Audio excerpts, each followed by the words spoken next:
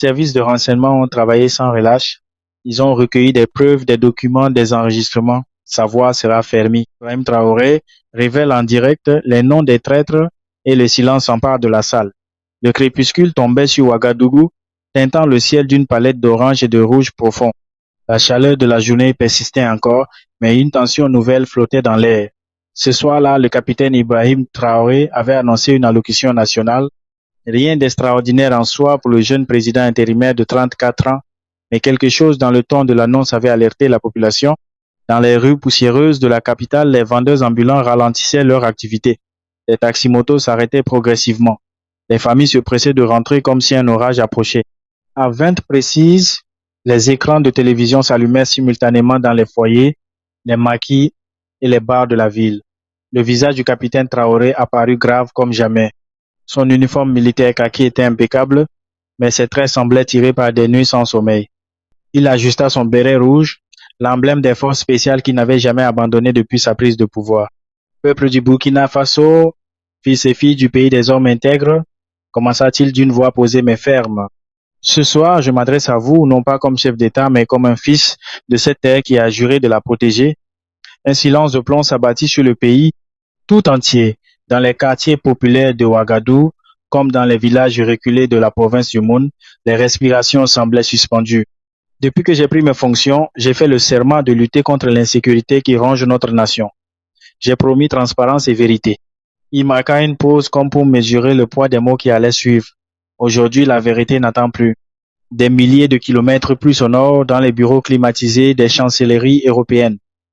Des diplomates se penchaient sur leurs écrans, soudainement alertés par cette déclaration inhabituelle. J'ai marché aux côtés de nombreux compatriotes, poursuivit Traoré, des hommes et des femmes qui ont juré comme moi de défendre notre souveraineté. Mais tous ne marchaient pas dans la même direction que notre peuple. La caméra cadrait son visage en plan serré.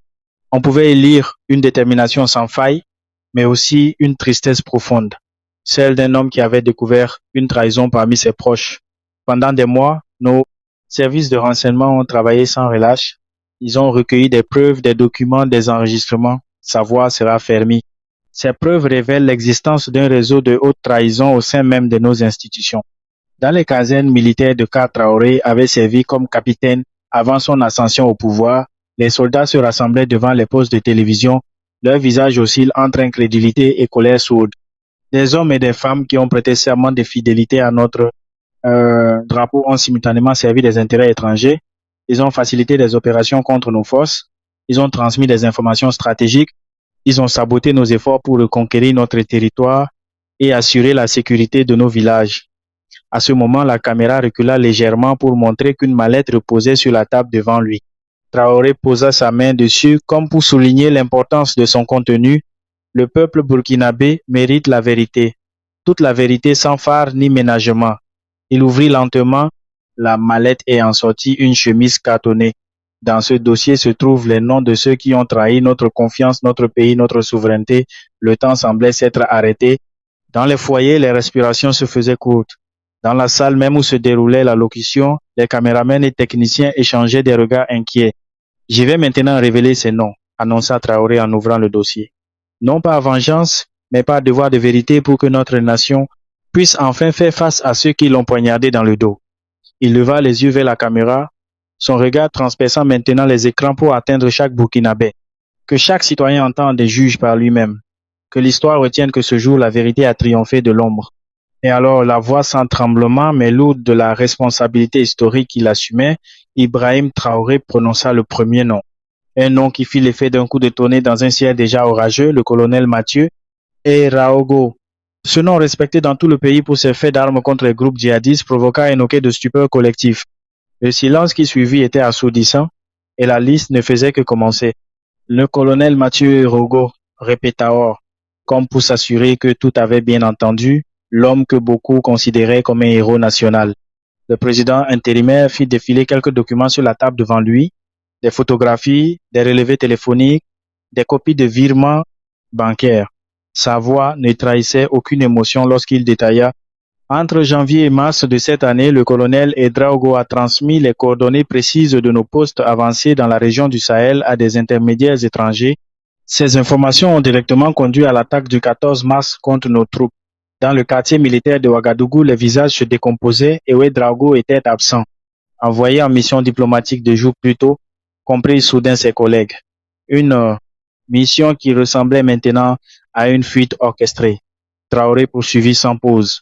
Madame Fatouma Diallo, ministre des Affaires étrangères. Un murmure d'incrédulité parcourut la nation.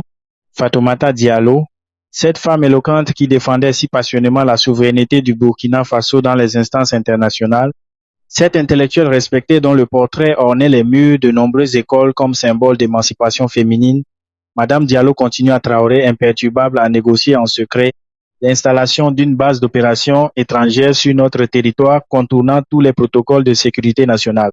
Elle a délibérément caché ses négociations au Conseil de sécurité nationale et à la présidence. La caméra montra brièvement un document officiel portant le sceau du ministère et la signature distinctive de Diallo. Ces personnes se sont assises à ma table, déclara Traoré avec une pointe d'amertume contenue. Elles ont participé à nos réunions stratégiques tout en transmettant nos plans à ceux qui cherchent à maintenir notre pays à genoux. Dans un modeste appartement du secteur 15 de Ouagadougou, Aminata Konaté, enseignante de lycée et militante politique, fixait l'écran avec horreur. Diallo avait été son mentor, son modèle. Des larmes silencieuses coulaient sur ses joues tandis qu'elle tentait d'absorber cette trahison. Traoré poursuivit méthodiquement. Le général Issouf Sangaré, ce nom suscita moins de surprise. Des rumeurs couraient depuis longtemps sur l'enrichissement suspect du général, ses villes somptueuses et sa flotte de véhicules de luxe. Le général Sangaré a délibérément saboté nos opérations d'acquisition d'armement. Il a détourné des fonds destinés à l'achat de matériel militaire et a falsifié des rapports d'équipement. Traoré montra à la caméra des documents comptables annotés en rouge. Pendant que nos soldats combattaient avec des munitions insuffisantes, le général transférait des millions sur des comptes offshore. Le quatrième nom tomba comme un coup près M. Abdou Serré, PDG de Burkina, le magnate des mines, ce milliardaire qui finançait une œuvre caritative qui apparaissait régulièrement aux côtés des plus hautes autorités nationales. M. Serré a sciemment fourni les plans de sécurité de nos sites miniers stratégiques à des groupes mercenaires étrangers. Il a facilité l'exportation illégale de nos ressources naturelles, privant notre économie de revenus essentiels. À mesure que la liste s'allongeait, l'incrédulité initiale cédait la place à une colère froide. Le cinquième nom provoqua une onde de choc particulière. L'imam Ibrahim Cissé, le leader spirituel vénéré connu pour ses prêches appelant à l'unité nationale et au dialogue interreligieux. L'homme qui avait médié tant de conflits communautaires. L'imam Cissé a utilisé son réseau d'influence pour faciliter les mouvements d'agents étrangers sur notre territoire.